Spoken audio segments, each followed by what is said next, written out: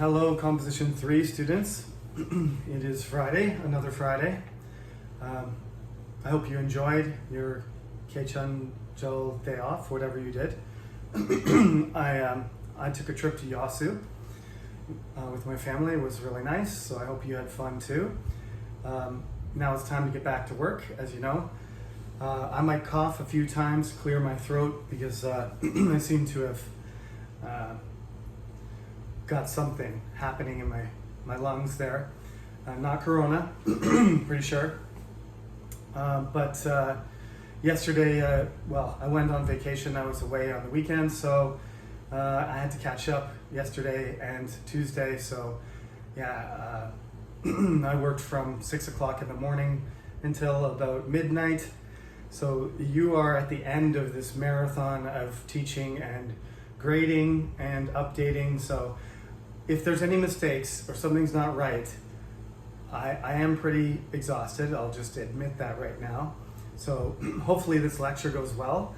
This would be like real life though. Again, I'm simulating the classroom. So those of you who have never seen me in the classroom, this is what I'm really like. Sometimes I smile and I do my best, but physically, mentally, I'm exhausted. But the show must go on, right? So anyway, I think everything's set up. Next week, you're supposed to hand in page 18, 19, and 20. And there is that small difference between the old book and the new book. But just, it won't take you very long. That's due next Friday. I set that assignment up. So please do that, because we're doing preparation for, hopefully, so that your paragraphs are really well developed and solid in preparation for writing an essay later. So I did get your response papers. I'm going through them. This weekend I'm not going away. This weekend I'm going to spend most of my weekend by myself checking your papers. So I hope they're good because that's what I'm going to spend my time doing. If it's a pile of bad papers, it's going to be not less fun. If it's a pile of great papers, then that would help me get through them. So anyway, 2 students didn't submit. So if you're one of those 2 students that didn't submit your homework, please make sure you do the rest of them, because these homework assignments are either you do them or you don't. So if you don't do them, you get 0, which is a big hit on your grade. There'll probably be 4 or 5 at the end of the year. So you're talking about every time you don't do a homework assignment, I don't see you participate in class. I just hope that you watch the recorded lecture. So when you don't do your homework assignment, then you're losing, 3-4% of your grade right there. So I would encourage you. I know the rest of you did it, but don't miss any. It's not a good idea, because that could make the difference between an A and a B, or a B and a C at the end. Okay, now what else can I say? I'm going to give you some homework again today. I noticed when I watched my video last time, I was kind of standing in the middle of the board where you might have wanted to write down what pages you were supposed to do. So I'll try, once I write something down, I'll try and stand out of the way a little bit. I just wasn't paying attention there, I guess. So the next thing, we're still in the same chapter we were last week, but we're going to finish this chapter off. It's a pretty important chapter. I have to say, maybe the most important one in terms of, since you already know how to write sentences and you've written paragraphs, what are the things you need to focus on to get to the next level, to write really good paragraphs that are very effective, okay? Most of the paragraphs, like I said in this book, they're there to show you certain things, certain types and structures, but it's not great writing. You can do better than the textbook. I've seen it. Many of my students have written much better paragraphs.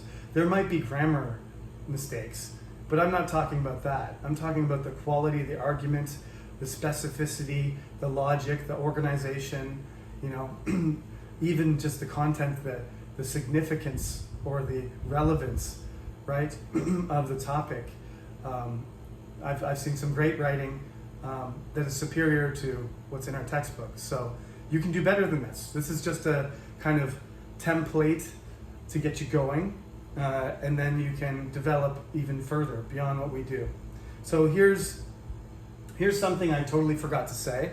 I often don't say it to Composition 3 students because I always say it in Composition 1, but I realized I hadn't made this speech in my orientation. But when I do the orientation lecture in person, I always do. I always talk about this. I always ask students, like, do you like writing, or are you good at writing, or how confident are you in your English writing? What's your weak point?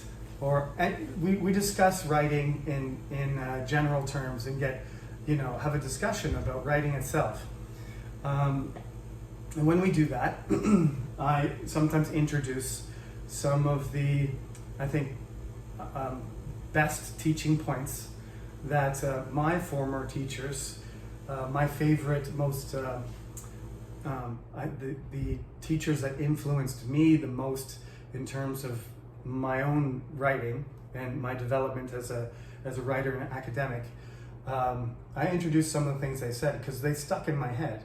I don't have the notes anymore. I just remember what they said because it had an effect on me. So long story short, let me just give you a little personal anecdote to motivate you here. I loved writing when I was young. I used to make stories even when I just started reading, and I just started, writing letters and making sentences.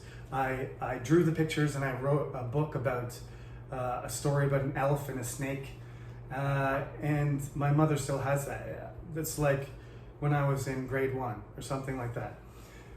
So I got better and better at reading and writing. And then I went to high school, and I have very developed vocabulary, creative writer, and good grammar and good basically all the basic elements of writing fluently.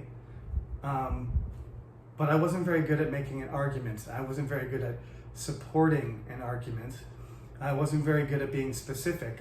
I tended just to describe things without making a point, and then making sure that that point was strong by connecting my support, or providing really closely connected support to my thesis. Sometimes I wouldn't have a thesis at all. So I totally understand what some of you do, like struggle with getting that argument together. That's why it's so important to do that first. That's why we talk so much about how to write a topic sentence, how to take a topic and a main idea and a controlling idea and a position and put it together in one sentence so somebody knows exactly what argument you're going to present. Okay? It's almost like being a lawyer. Now, anyway, I think she was my grade 11, I don't know, grade 11 high school English teacher. She loved Hamlet. She loved Shakespeare in general, but she loved Hamlet in particular. And that turns out now to be my specialty, Shakespeare, and in particular, Shakespearean tragedies and histories, but Hamlet. Her name was Mrs. DeCoste, and she taught me in high school. This is what she told me. Jeremy, listen. This is what your writing has to be. It has to be clear, coherent, and concise. Okay? And I was like, okay, great. What does that mean? And he said, so, clarity, being clear, comes from the words that you choose, right? Which I was pretty good at, okay? But it's not just vocabulary and sentence structure itself. It's also that the argument needs to be clear, too, right? So that's very essential to the thesis statement, to the topic sentence, right?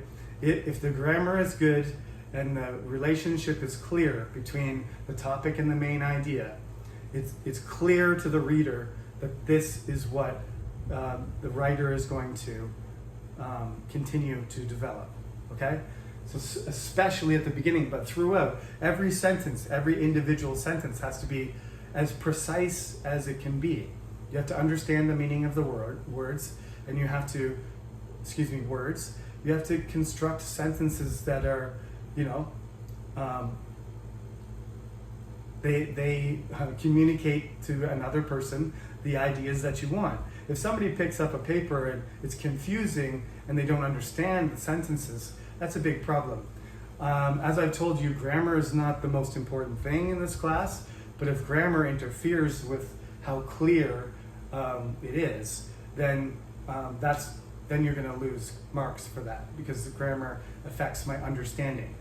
But that's what you need to do. You need to have good grammar, good vocabulary. They have to be in the right order, and those sentences have to be individually strong to give the right information. Then you have clarity. Next, this is what we're going to talk about today. Especially, we're going to talk about all three of the C's, but especially we're going to talk about coherence, because on page 23, there's a page about connectors. I was always told they're transitions, but same thing, transitions, connectors, doesn't matter. From sentence to sentence, from idea to idea, paragraph to paragraph, there needs to be links. You can't just have a list, right?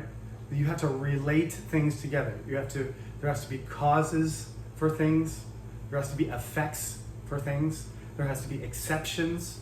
There has to be additions, right? Use conjunctions and transitions to take these ideas and link them together. And if it's in a beautiful long chain that easily goes from one idea to another and constantly reconnects, then you have coherence. If you don't, then we say incoherent. Literally, a person who is incoherent is somebody who is, maybe they're super angry and they're just screaming, right? Just screaming bad words and mumbling and yelling things. You can't understand what they're saying. You say that person is incoherent. I can't understand. They're just screaming. I don't know what they're saying. Also, if somebody has a mental disorder or something, or they're really drunk, drink 5 bottles of soju, and you start trying to talk to people and you're just not making any sense, that's incoherent. Okay, so when you write and you jump from one topic to another, and the order isn't obvious, and there's, not very strong connections. This happened in one of the paragraphs. You got to jump. You start talking about what vehicle I should take to work, and the motorcycle is better than the train, but motorcycles are dangerous, and my mother doesn't really want me to buy a motorcycle, and I haven't even got my license. What are you talking about now? You're supposed to be talking about comparing the train, or which way you're going to travel, train or motorcycle, but now you're talking about how you're not even old enough and your mother's not giving you permission. You've moved off of the main topic. What's the best vehicle? What's the best type of transportation to get to your destination, school or work? Okay? So when you get away from the main topic like that, you're giving information that's actually making your argument worse. It's wasting people's time, and it's distracting people from the main purpose of your writing. And you don't want to do that in essays, because the point of an essay is not to be distracted and not to be, talking about things that are not related. Okay? So you're running into incoherence there. So concise sort of seems like it might, have a synergy with coherence, and it does, because being concise means not wasting words. It means being efficient. So you don't need to say 3 different words that mean the same thing. You don't need to repeat yourself. You don't need to make a strong, clear argument and then explain further and give more examples than necessary. This is important because sometimes there's a word limit. Sometimes, time is money as well. You might get 100 words in an article, you might get 1,000. Your professor might say 1 page, or he might say 5, or she might say 5 pages, or your boss, she might say to you, I need this document. Please summarize, the main ideas of the meeting. I need it in 2 pages, right? Have it on my desk in an hour. That's pressure to be concise. So eliminate things that are unnecessary. Don't repeat yourself. Don't overuse expressions. Direct and clear and precise. You have to, of course, explain yourself enough, but going into too much detail when it's unnecessary, often you do that naturally. We do it all the time when we speak. You may notice, even when you probably notice me or any of your other professors, sometimes the professor is talking and you're waiting to make notes, but the professor is talking for 5 minutes and there's nothing to write down, and you wonder, did the professor really need to say that? That was 5 minutes and there were nothing really to write down for the exam. Well, I'll tell you, when I'm lecturing, I'm trying to keep you awake. So I'm trying to tell you things that are related, to entertain you, to keep you interested, to give you advice, to keep you open-minded, for you to go beyond some of the material I present to you, right? So there's a reason I do that. But if I was writing, I wouldn't. If you were reading one of my essays, I wouldn't do that, okay? Lecturing, discussion, conversation, you can go off on tangents and change the topic as much as you want. But writing, you have to focus. There's a purpose, there's a goal, there's a statement, and you got to stay on that track, okay? So this is sort of general advice, but it really applies to almost any type of writing. It doesn't matter if it's essays or text messaging or blogs or emails. These principles can be applied to all writing, okay? Now, page 23, connectors. Connectors are very simple. They're words and phrases that help tie sentences together in a paragraph.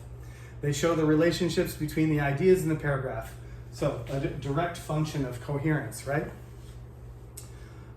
They don't need to be used between every sentence, but they're often used to make the order clear. Here are some common connectors that show time order or the order of steps. First, second, third, finally, at last, until next, the last, as, then, before, while. Okay, these are only related to process paragraphs, right? Process paragraphs, basically. Which I told you, we're not doing process paragraphs. They're useful for a lot of things like instructions and directions and recipes, but that's not what this class is. This class is about persuasive, argumentative, comparative writing, okay?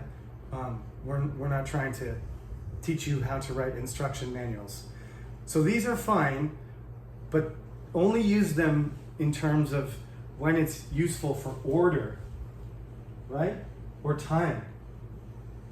So when you write your paper, and you're not writing an essay yet, but please remember, lots of students, like when they have, okay, this is my statement, I'm gonna write about, EVs, electric vehicles. I'm gonna write about electrical vehicles and how much of an impact they will have on, air quality levels in Korea. That's quite a scientific topic, but whatever, let's just go with it, okay? So you decide that's what your topic is gonna be, and you're going to do your research, and you're gonna decide, analyze, discuss, prove how much of an effect this technology and implementation of electric vehicles in Korea is gonna benefit us, okay? So you start doing your research and everything, and then you get your first point. Okay, first point is, in the city, they don't produce smoke, right? So the amount of pollution in the city, it will be reduced. Point number one. Second, lithium batteries come from lithium, and lithium is a rare metal, and it is very expensive and dirty to remove it from the ground. So assembling and gathering the materials and transporting the electric vehicle to you, the consumer, to the dealership, is going to cause a lot of pollution. That's point number 2. Point number 3 is, if Korea is making electricity from thermal power plants that use coal or oil or gas, then the electricity itself is dirty. So you deliver the electricity to the car, which doesn't produce emissions, but the source of the electricity is pumping black smoke into the air. So if the electricity isn't clean and you're driving an EV car, really the only thing you're doing is reducing the amount of pollution that is being pumped into the air from the gas tank from a gasoline car. That is good, but that's about it, right? That's about it. Okay, so you say first, electric vehicles reduce the amount of pollution in cities. Good point. Make a paragraph. That's the idea. Make a paragraph. Second, okay, lithium batteries, construction, transportation, production, as dirty or dirtier than a regular car. Point number 3, if the source of electricity is dirty and it's polluting, then the transportation of the electricity to the car is still largely producing the same amount of pollution or more than a car, right? If you're getting electricity from a coal power plant, which is one of the dirtiest sources of energy in the world, is that better than a gasoline car burning its own? I'm not a scientist, so I'm not going to argue, but it's certainly not as clean as people think. When you drive an EV car, just because there's no smoke coming out the back doesn't mean you're not producing pollution from the source of the electricity.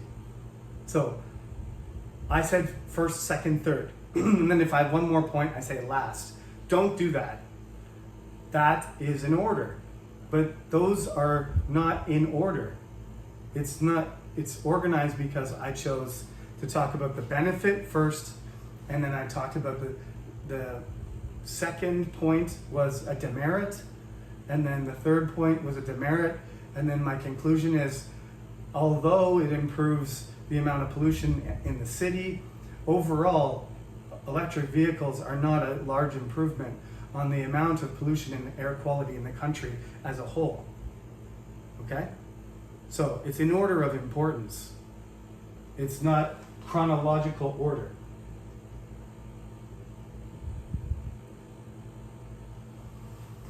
So I would be better off saying something like, in my second, since the first one is positive, the second paragraph is negative, I would be better off saying like some sort of contrast, right?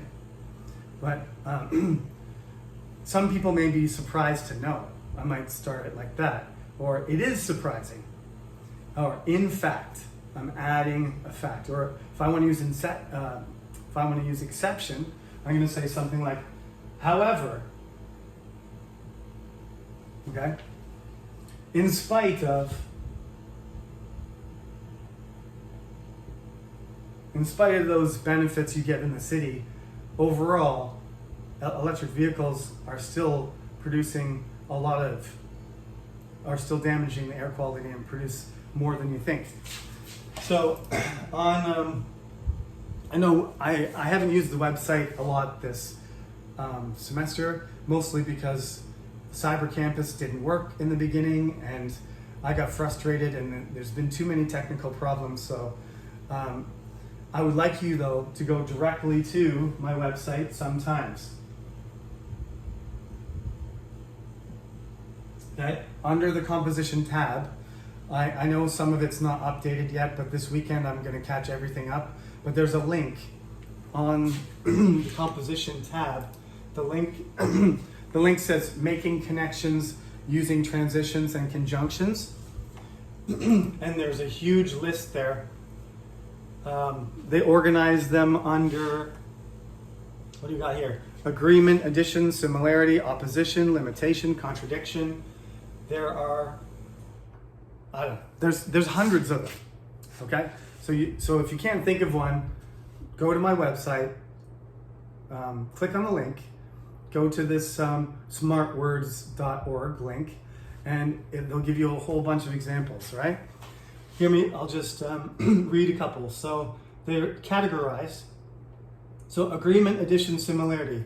You could say moreover, as well as, likewise, equally, identically, in addition, very common ones. Opposition, in contrast, although, but, unlike, on the contrary, then again, in reality, after all. Okay, cause, with this intention, for the purpose of, unless, provided that, examples, for this reason, in this case, as an illustration. There's hundreds of them.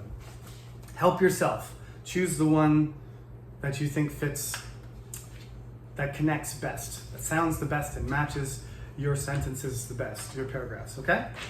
So, that's a resource for you. When you're writing, please make use of it. So, that was on page 23, and that's going to be the first part of the homework. Next homework, page 23. It's number 9. I made a mistake there. It's not number 9. It's number 8. The next page is about ordering sentences, and I told you we're not going to write process paragraphs, but learning the order and organizing skill is important, even though we're not going to write process paragraphs. You should be able to tell, because this does have an order. It has to be 1, 2, 3, 4, 5, 6, 7, 8, like that. So number 9 on page 24, that is put the sentences in order. Okay, you don't have to rewrite the sections. You just have to tell me A1, B3, C7, like that. Just tell me the correct order. All right, and then on to page 25, we're back to choosing means of support. And again, I specifically went over with you what are the advantages of explanation versus detail versus example. And there's 5, number 10 there on page 25.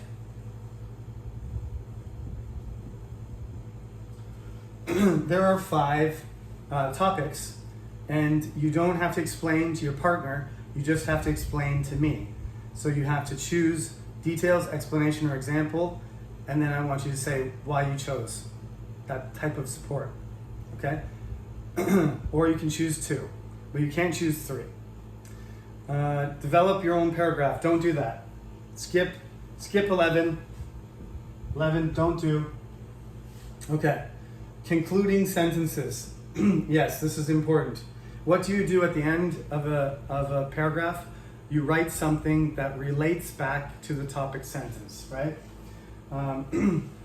So this is something we're gonna probably have to work on a little bit more too. But you have to recognize that there is a concluding sentence. That's the first thing. So this exercise here is really telling you. Look at the paragraph, okay? Means of support, and identify if there's a concluding sentence or not. Okay? So all of these next few, you have to do the same thing. You have to say what means of support is used, and then you have to say concluding sentence, yes or no, and that's the exercise. Looking forward here. There should be some more paragraph analysis somewhere along here.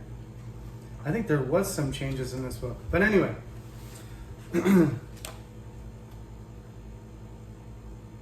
Okay, this is what it says. It's number 13. So we're on page 25. Page 25. Number 10. Number 13. And that keeps going. So don't stop, because that's 25, 26. And then there's the putting it all together on page 27. That's the last exercise I want to do for this chapter. So you just have to identify, just write true or false. Just so you know, I mean, you don't have to memorize this stuff, but I just want you to know. When I say things, I want you to understand. So the vocabulary is just for you to know when I explain things, when I'm talking about certain things, you should be able to say, oh, I understand that, or that doesn't sound right, okay? So 27, do A, which includes A to H, okay? And that's the end of the chapter. So when you go through and you do number 13, write the means of support. What do you think, what kind of support, what kind of paragraph it's going to be? Write that down, but also I want you to write, is it weak? Is it strong? Is this a good paragraph or not? Okay? Take a look at it, and you can tell me. I want you to say, okay, it's very clear at the beginning, but the sentences don't work together. They don't connect very well. Or this is very short and direct, but there's no connections, or there's not enough support. So I can't understand the argument because there's not enough support. You're welcome to use these words. I know they don't say clear, concise, and coherent in the book. That's me telling you. But when you write the test or when you do your homework, use the vocabulary. I'm teaching it for a reason. I want you to use it. So if you say this paragraph is not clear because the topic sentence is missing some information, or it's not developed enough, it doesn't have a position, or it's confusing, right? Or it has too many ideas, or it's not specific enough, and you say it's not clear because of that, that's full points. That means you can recognize it in somebody else's writing, and when you write your topic sentence, you will know those are the things you shouldn't do. That's the point of these exercises. Okay? So, like I said, you don't have any homework due this week. So, the week off, I guess. There's only a little bit of homework due next week 7. It won't take you very long. This one might take you a little bit longer, but it's still not that much. And that will bring us, now we're in week 6, right? That will bring us to the end of chapter 3, so we can get into chapter 4. This is going to be due on week 8. This is week 7. This is going to be due on week 8. We don't have a midterm, so do your homework this week and next week, and then I'll give you a break for a week so you can study on your midterms. And then we're going to have to do a response paper after midterms, and then the last thing is the essay. Okay? All right then. I hope everybody's good, and if there's any issues, as usual, send me an email and I'll get back to you as quickly as I can. Have a great weekend, and enjoy the long weekend. This will be the last holiday until we are finished, exams in December. So, enjoy it while it lasts. See you next week.